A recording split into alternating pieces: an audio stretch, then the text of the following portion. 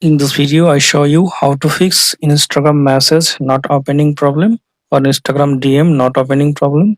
For fixing this problem, first of all, check that your Instagram is up to date or not. For checking this, open your Play Store or App Store, now search Instagram. Now tap on Instagram. Now up to date your Instagram to latest version. Then go to your phone settings. Then go to apps. Then go to see all apps. Now search Instagram. Tap on Instagram. Tap on force stop. Okay. Then tap on storage and cache. Clear cache. Now open Instagram app.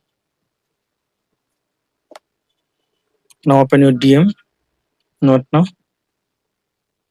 Now I hope that this method fix your problem. If this method not working, open Chrome. Now search for Instagram down. Then go to down detector. If you see that Instagram is down, that this method not working, Instagram fix this problem. Thanks for watching. Don't forget to subscribe.